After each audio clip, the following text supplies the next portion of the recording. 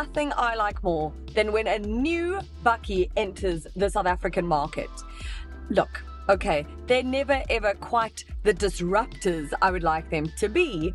You know, just to like mix things up a bit, make things a little less boring and predictable like we've seen the past however many years. But regardless, when a new bakkie comes in, it gets me a little bit excited, and especially when it comes in at such a good price point.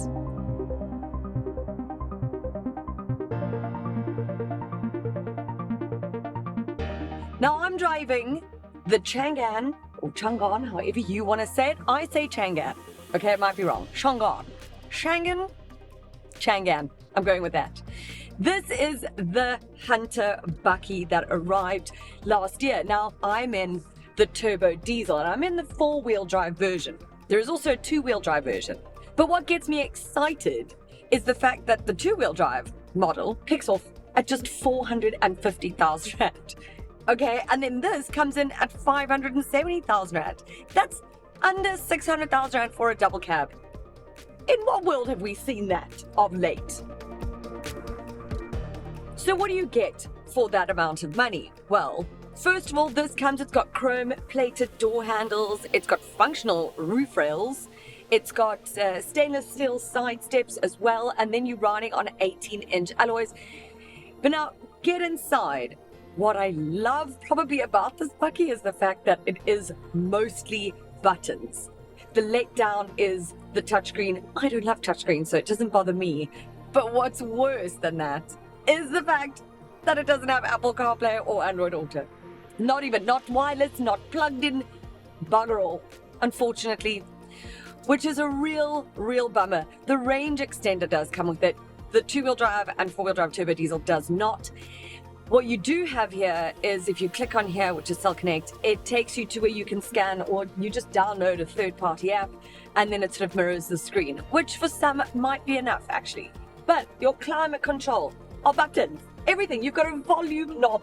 I love all of this. I think as well, if you're driving a bakkie, I think if you're driving any car for that matter, you shouldn't be having to sort of finicky your way through, I don't think that's a word, but we're going to go with it, finicky your way through screens trying to do things like change the climate control. You should be able to just do this, you know where the button is, and off you go.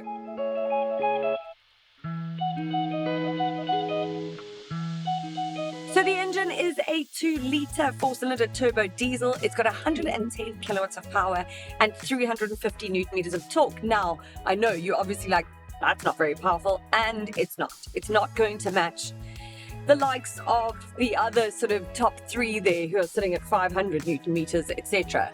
However, I think one always needs to ask oneself what they are buying a bakkie for. Do you need to be climbing mountains? Or is this going to be a sort of generic workhorse and or your everyday car? This is all you need.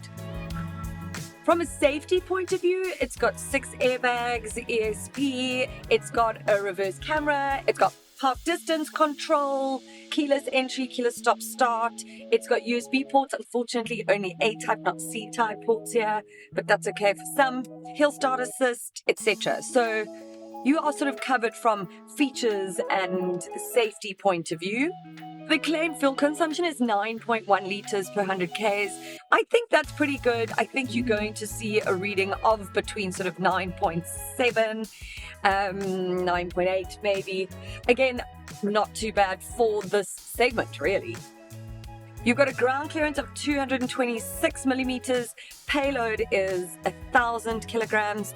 Okay, let's be just frank about this. It doesn't match in terms of maybe premium features, maybe refinement even, and potentially even modernism. In a way, I still think it's a lovely interior. In fact, I don't feel it to be terribly outdated in any way. But again, if you look at the price point, if you want to get into the bakkie market, it's quite tricky at this time. If you're looking at things like Hilux, Ranger, Isuzu, Amarok, they're really expensive now. Well, all cars are. But it's expensive to get a double cab. So if you're looking for one and you don't want to spend a fortune and you want a brand new one, I think something like this Hunter Turbo Diesel is certainly one to consider.